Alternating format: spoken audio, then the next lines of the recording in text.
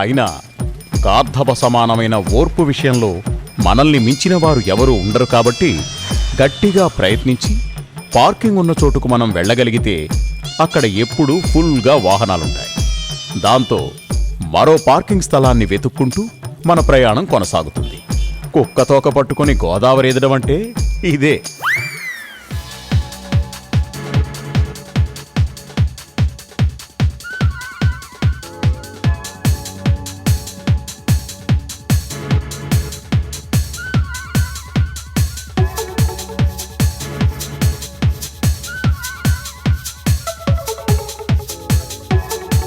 మా ఫ్రెండ్ని కలవడానికి వచ్చాను. 1 అవర్ నుంచి అటు ఇటు తిరుగుతున్నాను, చక్కర్లు కొడుతున్నాను. ఇక్కడ ఏం పెయిడ్ పార్కింగ్ ఇక్కడ లేదు. చుట్టూ ఈ స్ట్రెచ్ మొత్తము చుట్టూ 1 అవర్ నుంచి చక్కర్లు కొడుతున్నాను, ఎటు పార్కింగ్ లేదు.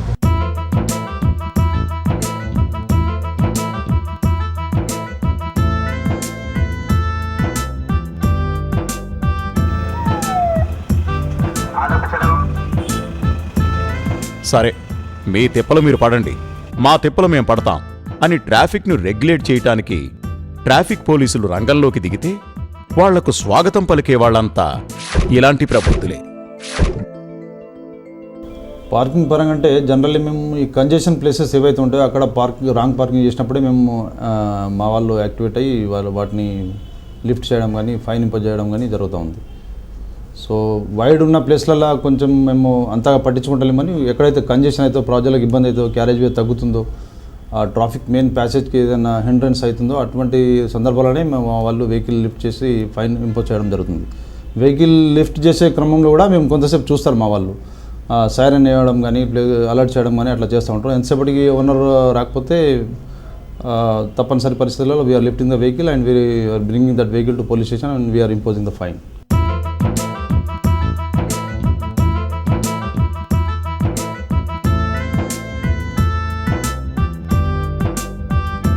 చేసింది తప్పైనా కొందరు ఒప్పుకోరు.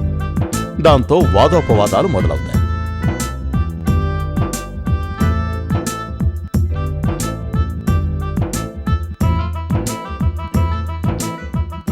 నేను పార్కింగ్ చేసిన చోట నో పార్కింగ్ బోర్డు లేదు కదా, అది ఆ ముందెక్కడో ఉంటే అది నా తప్పెలా అవుతుంది? నేను ఎన్ఆర్ఐని, ఇండియాకు తిరిగొచ్చేలోగా మీరు రూల్స్ మార్చేస్తే ఎలా అనే పద్ధతిలో ఉంటుంది ఆ పెద్ద మనిషి ఆర్గ్యుమెంట్. అందుకే అంటారు, రాజు కంటే మొండివాడే బలవంతుడని. కొద్ది పర్సంటేజ్ మాత్రము వాళ్ళు యాక్సెప్ట్ చేసుకుని ఫైన్ కట్టుకుంటారు. సారీ సార్, మాదేదో పెట్టింది తక్కువ.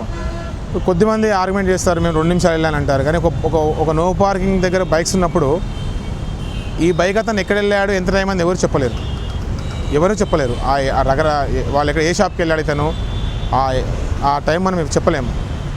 మేము పెట్రోలింగ్ చేస్తున్నప్పుడు అనౌన్స్ చేస్తాము, సైరన్ వేస్తాము. వాళ్ళు రాకపోతే జస్ట్ ఒక 1 మినిట్ అట్లా వెయిట్ చేసేసి లిఫ్ట్ చేస్తాము.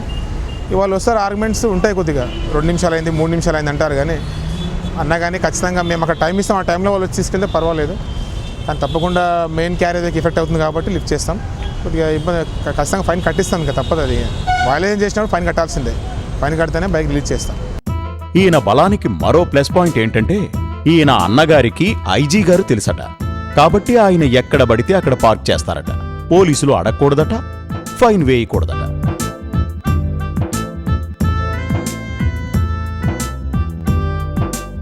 మరి ఇటువంటి మొండి ఘటాల నుంచి కూడా హైదరాబాద్ను ఎలా కాపాడుకోవాలో మీరే ఆలోచించండి.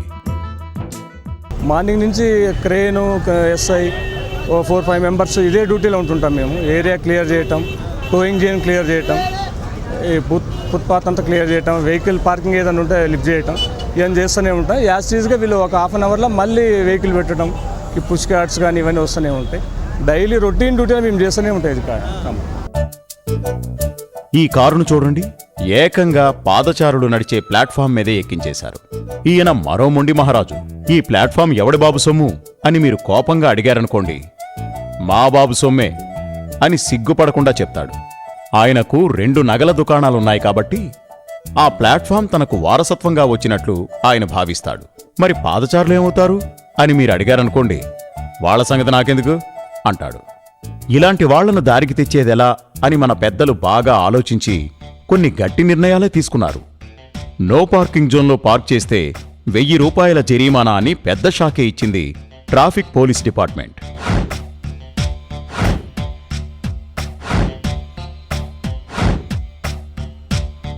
ఇప్పుడు ఫైన్స్ మీద చాలా ప్రొటెస్ట్లు వచ్చినాయి, కానీ నేను అడిగేది ఒకటే, మీరు ట్రాఫిక్ రూల్ వయలేట్ చేయకపోతే ఎంత ఫైన్ ఉంటే కూడా మీకు ఏం ప్రాబ్లమే లేదు.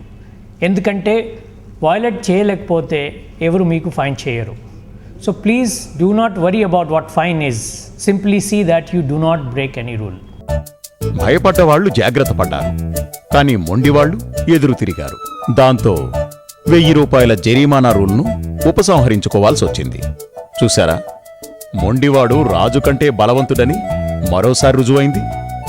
ఏం చేస్తాం? అందుకనే వేమన ఎప్పుడో అన్నాడు, ఎలుక తోలు తెచ్చి ఏడాది ఉతికినా నలుపు నలుపేగాని తెలుపు రాదు అని.